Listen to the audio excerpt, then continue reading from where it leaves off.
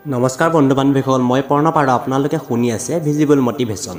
বন্ধু বান্ধৱীসকল, সন্ধিয়াৰ সময়ত ভুলতো আপোনালোকে 11টা কাম নকৰিব। আৰু যদিহে এই 11টা কাম সন্ধিয়াৰ সময়ত আপোনালোকে কৰে তেতিয়াহ'লে আপোনালোকৰ অমংগল হ'ব পাৰে।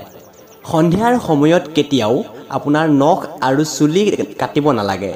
আপুনি যদি সন্ধিয়াৰ সময়ত নখ আৰু চুলি কাটে তেন্তে আপোনাৰ জীৱনলৈ দৰিদ্ৰতা আহিব পাৰে। দ্বিতীয়তে, মহিলাসকলে সন্ধিয়া সময়ত কাপোৰ আৰু চুলি ধুব নালাগে।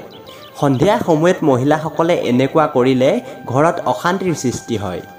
তৃতীয়তে, সন্ধিয়াৰ সময়ত শুব নালাগে আৰু শুলে আয়ুস কম হয়। যি মানুহে সন্ধিয়াৰ কালত শুৱে তেওঁলোকৰ আয়ুস কমিবলৈ ধৰে, কিন্তু এই ক্ষেত্ৰত গৰ্ভৱতী মহিলাই সন্ধিয়াৰ সময়ত শুব পাৰে। চতুৰ্থতে, সন্ধিয়াৰ সময়ত ভুলতো আপুনি ঘৰ নাসাৰিব।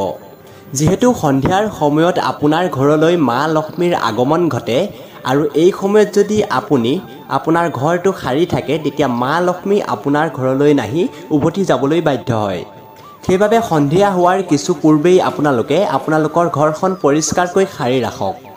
পঞ্চমতে, সন্ধিয়াৰ সময়ত কেতিয়াও আহাৰ গ্ৰহণ কৰিব নালাগে, অৰ্থাৎ ভোজন গ্ৰহণ কৰিব নালাগে। যদিহে আপোনালোকে সন্ধিয়াৰ সময়ত ভোজন গ্ৰহণ কৰে তেতিয়া আপোনালোকৰ শৰীৰটো ৰোগীয়া হ'ব ধৰে।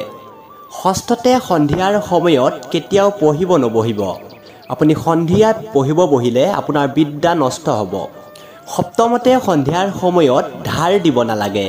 আপুনি যদি সেই সময়ত কাৰোবাক পইচা ধাৰলৈ দিয়ে সেই পইচা উভতাই পোৱাৰ আশা খুবেই কম হয়।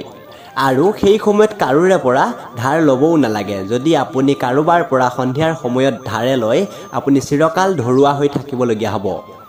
অষ্টমতে, আপোনালোকে সন্ধিয়াৰ সময়ত কেতিয়াও অন্তিম সংস্কাৰ কৰিব নালাগে। যদিহে কোনো মৃত ব্যক্তিৰ অন্তিম সংস্কাৰ সন্ধিয়াৰ সময়ত কৰা হয় তেন্তে সেই মানুহজনৰ আত্মাই চিৰশান্তি লাভ কৰিব নোৱাৰে।